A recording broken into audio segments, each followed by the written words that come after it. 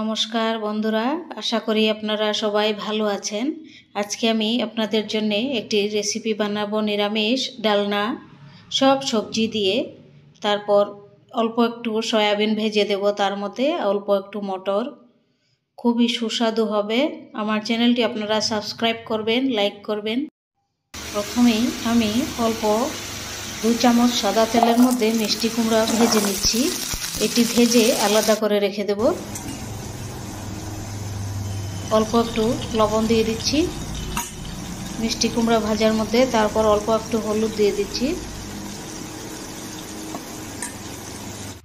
এটি আলাদা করে ভেজে রাখবো। আর যখন মিক্স সবজিটা অর্ধেকটা হয়ে যাবে, তখন আমি এই মিষ্টি কুমড়াটা একদম লাস্টে দেব। আগে দিলে হবে কি, পেস্ট হয়ে যাবে মিষ্টি কুমড়া, ভালো লাগবে না। দেখুন ভাজাগুলি হয়ে গেছে, এবার তুলে নিচ্ছি। ডালনার মধ্যে ফোড়ন দিয়ে দিচ্ছি অল্প একটু তেজপাতা আর শুকনো লঙ্কা, 5 ফোড়ন আধা চামচ।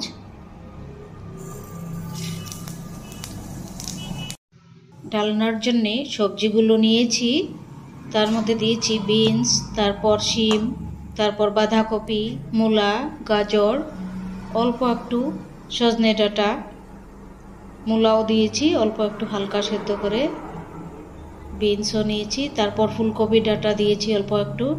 সব কিছু মিলিয়ে একটি মিক্স ডালনা, সুস্বাদু হবে ভীষণই। দিয়ে দিচ্ছি এবার 5 ফোড়ন আর তেলের মধ্যে। এটি এখন দিয়ে সবগুলো সাঁতলে নেব খুব ভালো করে 3 মিনিট।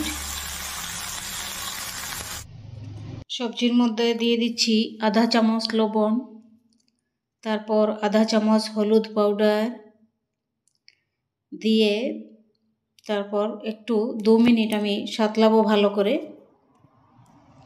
এখন দিয়ে দিচ্ছি সেদ্ধ করা শিম, সজনে ডাঁটা আর একটি আলু, তার মধ্যে সবজির মধ্যে দিয়ে দিচ্ছি। এখন 5 মিনিট খুব ভালো করে সাঁতলাবো।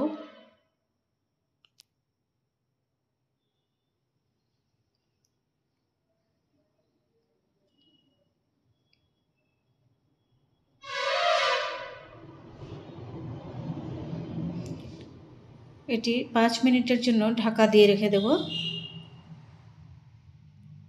ডালনার মধ্যে দেওয়ার জন্যে অল্প একটু মটর ভেজে নিচ্ছি। মটরগুলি ভাজা হয়ে গেছে। এবার সয়াবিন ভেজে নিচ্ছি, হলুদ আর লবণ মেখে রেখেছিলাম, ওগুলো ভেজে নিচ্ছি। সয়াবিনও ভাজা হয়ে গেছে, এখন তুলে নেব এগুলো। ডালনার মধ্যে দিলে প্রচণ্ড সুস্বাদু হবে।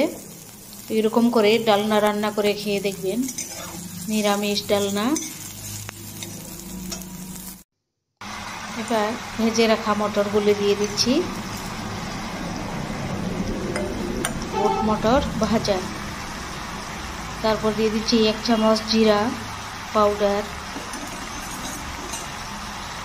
তারপর আধা চামচ কাশ্মীরি লাল লঙ্কা পাউডার, তারপর 1 চামচ আদা বাটা।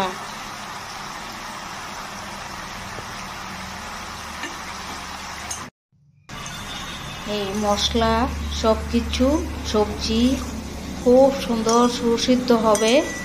আমি 5 মিনিট একদম এয়ারটাইট করে ঢাকা দিয়ে রেখে দেব।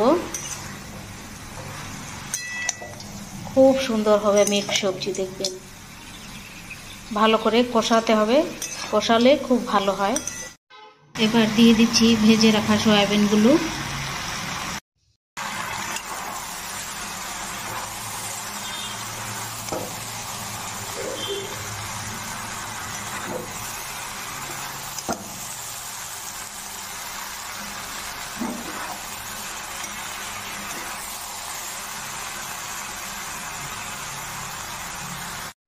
সাতলানো হয়ে যাওয়ার পর আমি দিয়ে দিচ্ছি কাঁচা লঙ্কা অল্প একটু, তারপর দিয়ে দিচ্ছি মিষ্টি কুমড়া।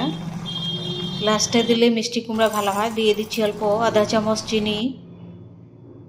দেখুন খুব সুন্দর ডালনা হয়েছে, একদম মাখা মাখা। বেশি পেস্ট হলেও ভালো লাগে না, সবজিগুলি যদি পেস্ট হয়ে যায় তাহলে কোনো স্বাদই পাওয়া যাবে না। নিরামিষ ডালনা রান্না হয়ে গেছে।